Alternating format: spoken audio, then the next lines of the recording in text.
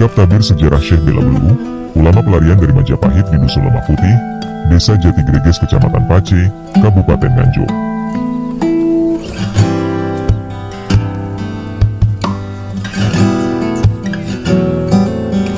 Saat kita jalan-jalan di Dusun Lemah Putih, Desa Jati Greges, di punggung sebelah selatan dapat ditemui situs pertapaan.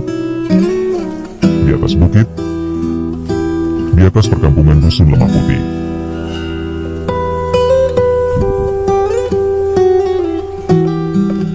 Jejak historis keberadaan Syekh Bela Belu di Dusun Lemah Putih tentu tidak terlepas dari kisah Syekh Bela Belu. Dan yakinnya makamnya ada di dekat pantai Parangtritis, Bantul, Yogyakarta.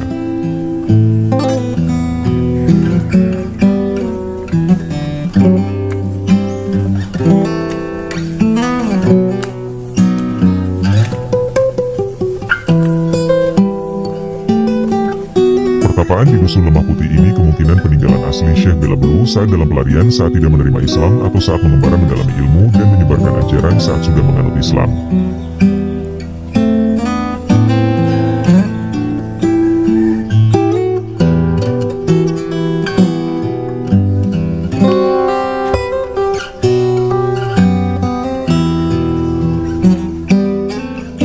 Kisah historis Syekh Bela Belu bermula dari seorang bangsawan.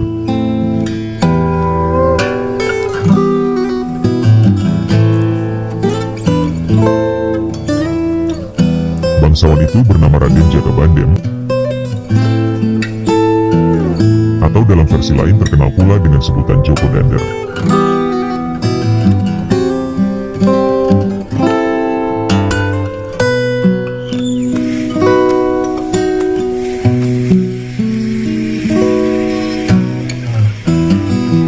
Ia merupakan putra dari Prabu Brawijaya V, Raja terakhir Majapahit.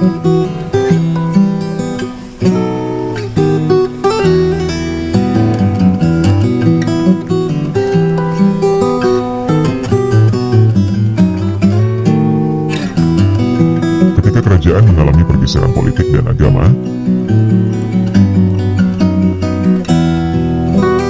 Raden Jaka Bandem memilih mengasingkan diri.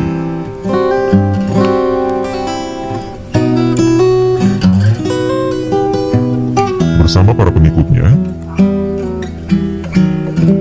ia menyingkir ke wilayah pesisir selatan dan menetap di sebuah bukit yang kelak dikenal sebagai Bukit Pemancingan, dekat Parangtritis.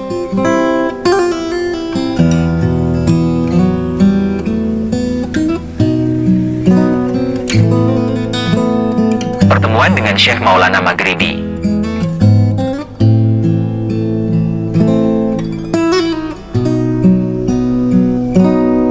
Pelarian itu, Jaka Bandem bertemu dengan Syekh Maulana Maghribi.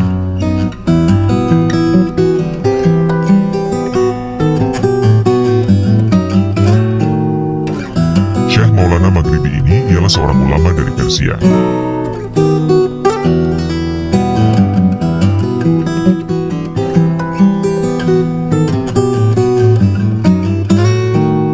Ia adalah utusan Raden Patah dari Demak untuk menyebarkan Islam.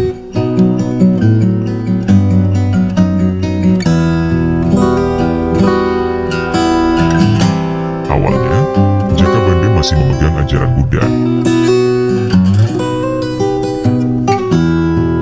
Namun setelah banyak perenungan dan melihat keistimewaan ajaran Islam yang disampaikan Syekh Maghribi, ia akhirnya memutuskan untuk memeluk Islam.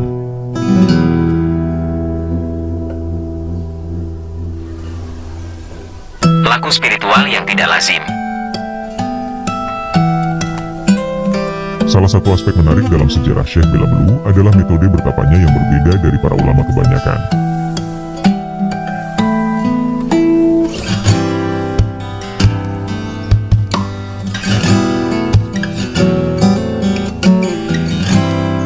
Ia terkenal memiliki kebiasaan unik, yakni gemar makan meski sedang menjalani tirakat. Menyingkap tabir sejarah Syekh Bela Belu, ulama pelarian dari Majapahit di Dusun Lemah Putih, Desa Jati Greges, Kecamatan Pace, Kabupaten Nganjuk.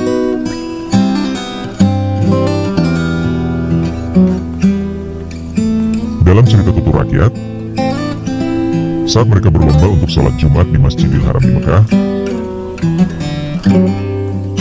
Syekh Bela Belu mampu tiba lebih dahulu meski sempat menanak nasi. Peristiwa tersebut membuat Syekh Maulana Maghribi mengakui kesaktian dan kedalaman spiritual Syekh Bela Belu.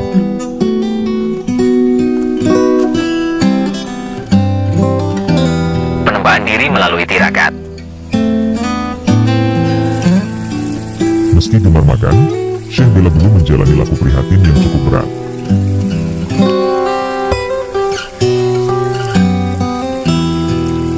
Ia pernah diajarkan oleh Panembahan Slohening, seorang kerabat dari Majapahit yang lebih dahulu masuk Islam, khususnya soal makan. Latihan ini memiliki tujuan agar ia bisa mengendalikan hawa nafsu. Untuk mencuci beras di Sungai Beji yang jaraknya sekitar 5 km dari tempat tinggalnya.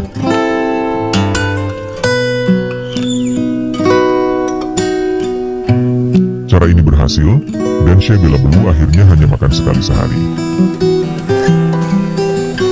Bahkan dalam beberapa cerita, ia pernah memasak nasi yang dicampur dengan pasir pantai sebagai bentuk ujian kesabaran dan spiritualitas. Ia memilih nasi satu persatu dari antara pasir sebelum memakannya.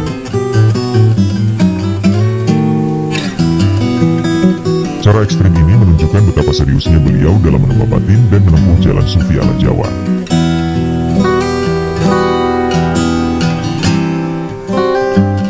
Makam dan pengakuan Sultan.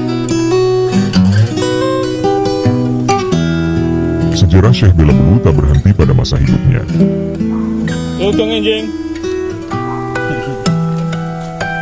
Setelah wafat, makamnya menjadi tempat ziarah penting.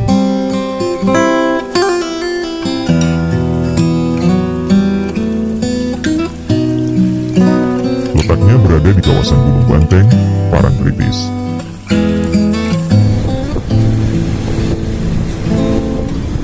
Makam tersebut berhasil ketemu berkat petunjuk gaib dari seorang keturunan Kiai Slohening yang saat itu menjabat sebagai Demang Pemaosan.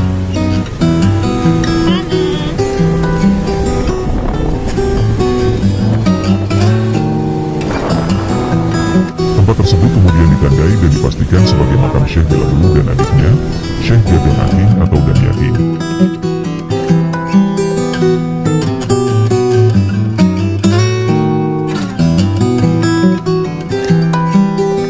Penemuan batu hitam berbentuk kipas dan tampah dari anyaman bambu semakin menguatkan penetapan lokasi tersebut.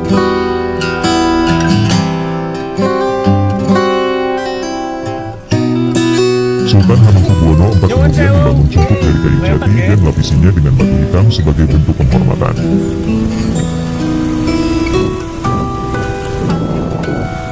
Jejak pemikiran dan pengaruh budaya.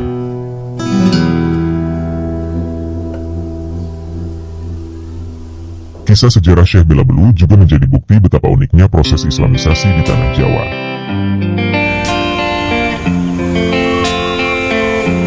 Tidak melulu soal dakwah formal atau dominasi kekuasaan politik, namun juga lewat peristiwa-peristiwa spiritual yang penuh simbol dan kisah ajaib. M.C. Reclefs dalam Sejarah Indonesia Modern menyebut bahwa penyebaran Islam di Jawa lebih banyak ditopang oleh pengalaman religius dan tokoh-tokoh karismatik seperti Bela Belu.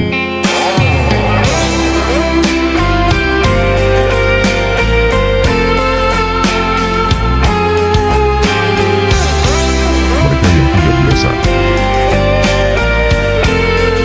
Namun keanehan tersebut justru memperkaya warna spiritualitas Islam lokal yang syarat dengan akulturasi budaya Jawa Hindu-Buddha. Kisah sejarah Syekh Bela Belu adalah fragmen penting dari mosaik sejarah Islam di Jawa. Dari seorang pelarian kerajaan,